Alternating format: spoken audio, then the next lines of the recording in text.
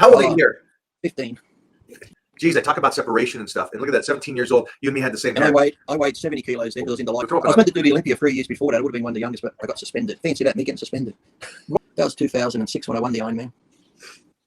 And then got suspended for life.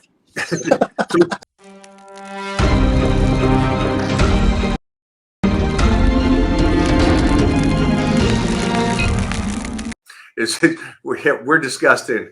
Hey, let's throw up a couple photos here for the fans. I'd like them to see this. Throw up something here. Oh, that was 1997, 2 weeks before the Mr. Olympia at Long Beach. And there my arms were still 21, but I think I weighed 97.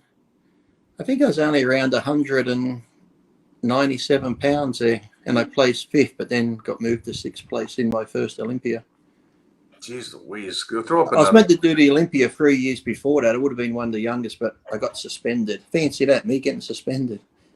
Why did you get suspended? What year was this? Oh, I just would have my say about how the bodybuilders were treated, and the powers that be didn't like that. That was from the Ironman show one year. All right. Throw another. Look at that. Oh, that was that the same year, 97? Yeah, that was a Flex magazine shoot with Chris Lund down at Club Metrics, I think, in Costa Mesa. No, I think that was the cover of a Flex magazine also. See if you find early 90s. See if you got a Gold's Gym photo of this man. The early ones was when I was 20, would be in the black and white spandex that Irvin Gelb took. That was 2006 when I won the Ironman. And then got suspended for life. So tell us what happened there. I went to compete in the PDI, which Wayne started the PDI, where I'm going to judge more on symmetry again. Right. And the IFBB's like, you can't do that. I said, well, why not? I said, you don't have any shows on. I just won the Ironman and that. This show's on this time of the year. It's like a month before the Olympia. I'll be in shape. Why can't I do it? Because I can make extra money. I said, It's not taking nothing away from you. I said, in the contract, it says we're independent contractors. I pay my $275 a year for my pro card. So it's like, it'd be different if the IFBB was paying me a monthly salary to be with them. I'd be like, okay, I'm with you. But you're not. So I said, I'm going to go compete. So they suspended me for a year, and they had another show to do in England. They said, look, Lee, we'll cut the year back if you don't go to England. I said, well, I'm on the poster. People have brought tickets. I'm sorry, I got to go. Well, we'll give you 2 years. I'm like, well, give me 2 years. That's okay. So I got the 2 year suspension, but then I was going through their rule book where if you're a convicted felon, I was just marking off all this shit. I said, okay, you said what I did broke the rules. I competed in a different federation. Then I brought up all these names. I said, well, such and such, he's a convicted felon. He's still competing, and he's such and such. He's done this.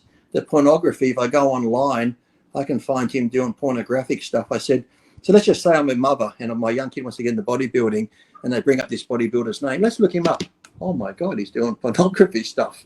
Oh, and let's look up this guy. He's a convicted felon. Oh, you want to be like Lee Priest? Let's look up Lee Priest. What's he ever done? Oh, he's just competed. Oh, you competed in this organization. I said, so what looks worse for the organization, what they've done or what I've done? And because I argued the point, and then I went on, I had VPX radio show with John Romano, and we'd just talk about the politics in the sport, good and bad. If something was good, we'd mention. If something was bad, we'd say, okay, the politics should be taken out, this and that. And because we did that, they said your 2 year suspension now is a lifetime ban. Looking at this now, because I look back at the shows I won, and it was I appreciate them because it gave me something to shoot for. It gave me a goal, and I became the best guy there was in the world. Okay, cool. But at this stage, it doesn't mean. Do you wish you hadn't have done that? No, because that wouldn't have been. No, that wouldn't have been me. Because people always said, "Lee, why didn't you keep your mouth shut?"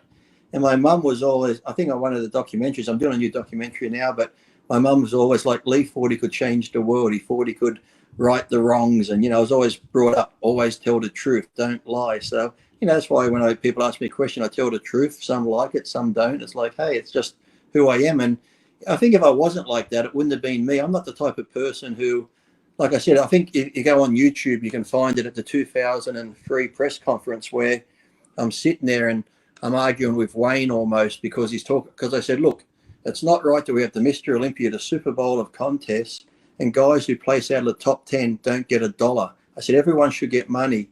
And Wayne's like, put it in writing. And I said, I knew you were going to say that. So I stand up at the press conference. I walk up, I go, I got it in writing. I pull it out of my suit and hand it to him. And he reads it. He goes, okay. So from that day on, everyone got $2,000 that didn't place in the top 10.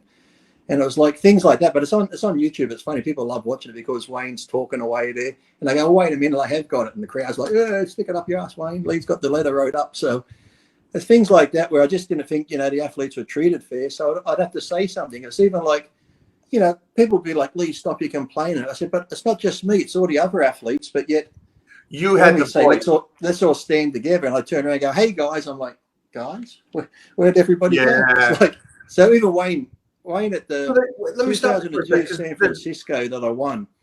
There's guys today that still talk, but they don't push against. They only ride with. Is my polite way to say it. Well, the thing was, in 2002, when I won the San Francisco, an article just come out in MD where I talked about the politics in the sport, where I knew some judges had slept with competitors and said, I don't care how he looks, I'm always going to put him first. So I wrote about it. And I walk in because I'm always early to the athletes meeting. I'm first one in there with Kathy, and Wayne's there, and he's got the magazine. He goes, Lee, come here.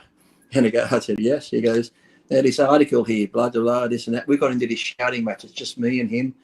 And then the other competitors start coming in, it quietens down. I just said to Kathy, man, I'm fucked tomorrow. I shouldn't even compete. He's going to screw me. So I end up doing the show, and I won it. And backstage, when I come off stage, Wayne goes, hey, Lee, come here. He goes, are you surprised you won? I said, well, to be honest, Wayne, after the argument we had yesterday, I didn't even think I would place. He goes, no, Lee. He goes, I'll tell you one thing. He goes, I respect you and I like what you say because you say it. He goes, and then in the article you questioned on why do I do this? He goes, I'll tell you why, because you speak out. He goes, I can suspend you. He goes, but then if I say do this and you don't do it and you're suspended, he goes, I know the other 18 guys are going to do what I say. So that's why I do it. I said, well, at least you're being honest and fair. And that's the thing. So I never changed.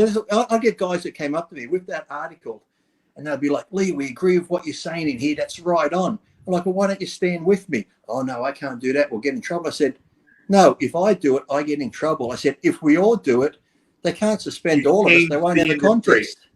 You change the industry if you did it all together. If you let. I said, they won't have a contest without the top guys. I said, what do you think they're going to do? I said, picture the Mr. Olympia. I said to him, if we're at the athletes meeting, and sometimes backstage it could be something simple as we didn't have a bottle of water. And people go, oh, what's a bottle of water? I said, well, when you're at that depleted stage and you're in that mindset, a bottle of water is a big thing backstage at a contest, even as small as it sounds, it's like a major thing. So it's like, if we're at the athletes meeting on Friday, the Mr. Olympia Saturday, if all of us guys just said, listen, look, we know you have to make money, that's fine, but yet the athletes, let's make it fair. If we don't get this, this, and this tomorrow, we're not walking on stage. What could they do?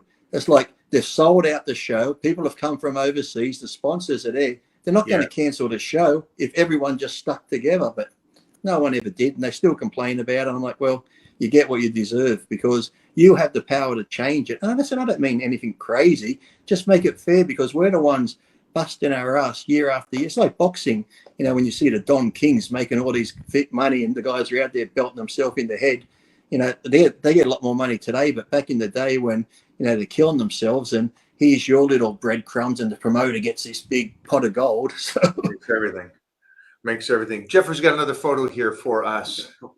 Got a couple good ones, they said. Oh. How old are you here? 15. 15. Kid, that just... And people go, oh, what were you taking then? What were you taking? You're so out of your mind here. And the thing is there, as good as I look, I probably weighed 54 kilos there. So what's that in pounds? 54 is out of 220. Is it 154 kilos? Not much. 4 kilos. That's tiny. Yeah. That's tiny. The illusion. That's what I'm talking about. The illusion is like 119. 119, he says. Yeah. See? Shredded. Shredded to the bone. I was like a greyhound. You have another one? Yeah, that's me at 17. And my mother said if she got in shape, I'd do the couples with her. So my mum was 38 there. She'd only been training 8 months when she dieted down for that show. And we were the first mother and son to compete in the world together and win a title. Look at your shoulder separation into your tries. Geez, I talk about separation and stuff, and look at that. 17 years old, you and me had the same And hair. I weighed 70 kilos there because I was in the lightweight class division. I was like 70, 71 kilos. So still not a lot, but like I said, you can't tell when you look at a photo. It looks great though. But you can see also at that stage, you were still natural, and your genetics was just showing what was up. It's funny. Normally, there's some photos when I'm 19. I could find them on the internet where beginning of the year at 19 and then the end of the year at 19, when I did DECA, I took 200 milligrams a week for 8 weeks and I put on 20 pounds. I go from looking like a lightweight like that to a mini Dorian Yates because 20 pounds of muscle on my frame is a lot. So that's why.